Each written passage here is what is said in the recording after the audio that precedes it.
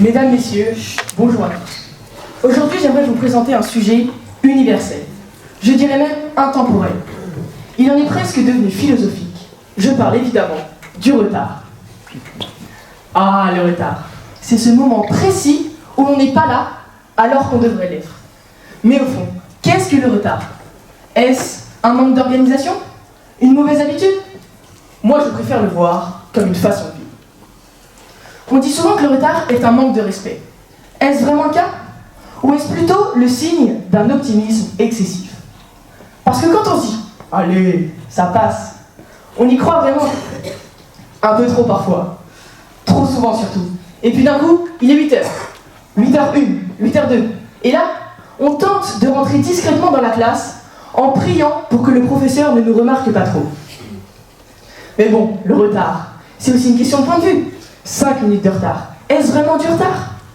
10 minutes. Ok, peut-être, mais 30 secondes. Est-ce qu'on ne pourrait pas appeler ça une entrée secondaire?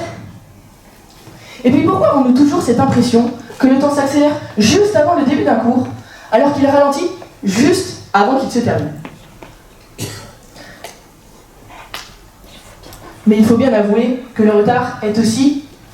Il faut aussi avouer que le retard a parfois du style.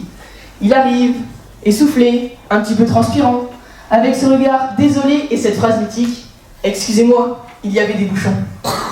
Alors que la personne est évidemment venue à pied. Mais est-ce un mensonge ou une tradition? Alors oui, il y a évidemment ceux qui sont tout le temps parfaitement à l'heure. Mais ces gens-là, comment font-ils?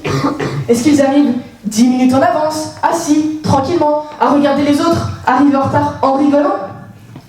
Ont-ils percé un secret qui nous échappe? Mais bon, soyons honnêtes, le retard, c'est aussi un petit peu humain. C'est oublier l'heure, sous-estimer les distances, surestimer ses capacités. C'est croire que l'on peut faire cette dernière chose juste avant de partir. C'est d'ailleurs rarement la dernière. Alors oui, le retard est parfois agaçant. Oui, il pourrait être évité. Mais il crée aussi ce petit moment de détente juste après notre arrivée. Ah, toujours en retard celui-là. Et puis, comme l'a dit un célèbre prix Nobel de chimie, l'ordre naît du désordre. Si tout le monde était tout le temps parfaitement à l'heure, notre vie ne serait-elle pas un peu trop bien réglée? Moralité, le retard, c'est la ponctualité qui a pris son temps.